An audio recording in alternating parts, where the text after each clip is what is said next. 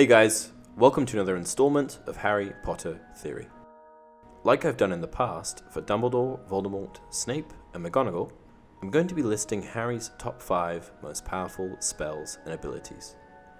Harry has proven himself time and time again to be competent in all sorts of situations, and as a result has shown us all sorts of spells. I'm mainly going to be focusing on the spells that Harry uses often and executes well. For example, Crucio will not be on this list, even though Harry used it, because he wasn't particularly proficient at it.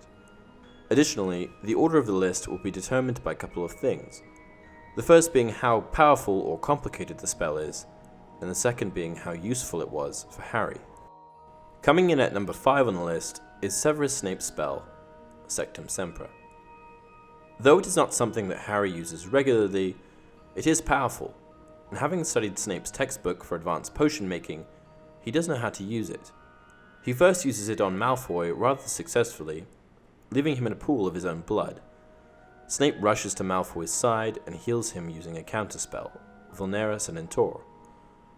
The second time Harry tries to use it is on Snape himself, and as you can guess, this didn't go quite as well. Snape invented the spell and knows it better than anyone, so it was unlikely that Harry was going to be successful that time. Sectum Sempra is, of course, a vicious dark curse that acts like an invisible sword, causing lacerations, hemorrhaging, and cuts upon its target. Often after being struck, the target will lay there motionless as they lose blood. Again, even though Harry doesn't really use it much, it is in his arsenal. It is a powerful spell, and he does know how to use it. So I think that it deserves this spot on the list. Number 4 on the list is Protego, also known as the Shield Charm. This is a defensive ability that any witch or wizard should possess in their magical arsenal. It blocks physical entities, reflects spells, and even rebounds conjurations back towards the caster. This is showcased when Snape is using Legilimency on Harry, and Harry decides that he has had enough. There are a few variations to the Shield Charm, including Protego Duo, which is a slightly more powerful version of the standard Protego, Protego Horribilis, which is the most powerful version of the standard Protego, Protego Maxima, Protego Totalum, and lastly, Protego Diabolica, which Grindelwald famously uses in Fantastic Beasts. Though the standard form of Protego is not exceptionally difficult to learn or cast, it is a must-have, and served its purpose for Harry on many occasions. Coming in at number 3 on the list is Stupefy. Stupefy, also known as the Stunning Spell, is a charm that stuns the target, rendering them unconscious. Stupefy should probably be a staple spell in any witch or wizard's arsenal. Harry loves Stupefy and uses it extensively over the course of the films and books, using it in numerous duels, the Triwizard Tournament, the Battle of the Seven Potters, the skirmish at the Lucchino Cafe, the battle in the Malfoy Manor, the Battle of Hogwarts, and many more instances. It's used extensively in dueling because it doesn't cause lasting effects or damage, but it is appropriate in battle if you don't want to kill someone. Known defenses against Stupefy include Renovate and Deflection via Shield Charm. One thing to note is that it won't work on trolls, giants, dragons, or half-giants. Coming in at number 2 on the list is Expecto Patronum. If you know Harry, you know that he has 1 or 2 run-ins with Dementors over the course of the films. With no other means of protecting himself against Dementors, the necessity for Expecto Patronum was immense. It was a completely invaluable skill for him.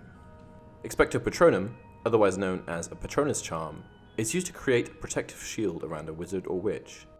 It evokes a positive energy force known as a Patronus, which is considered to be the spirit guardian of the caster.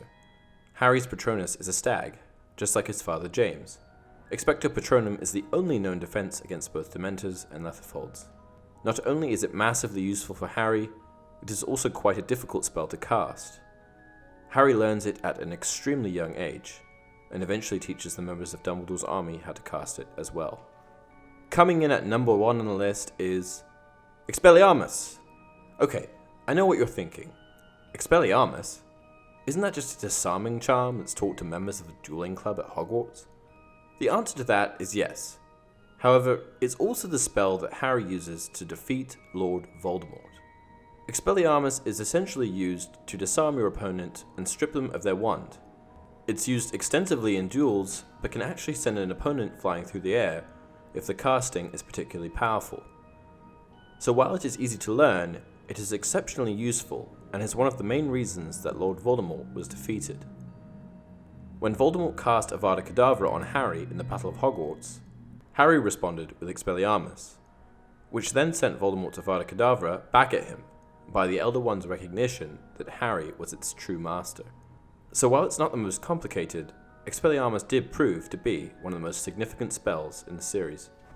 Some honourable mentions include Petrificus Totalis, Engorgio, Reducto, Venite Incantatum, Obliviate, Wingardium Leviosa, Alohomora, Accio, and Impedimenta. And that concludes the video. What do you guys think of this list? Do you agree with it, or is there something glaringly obvious that I've missed? If so, please let me know down in the comments section below. Until next time, you're a wizard, Harry!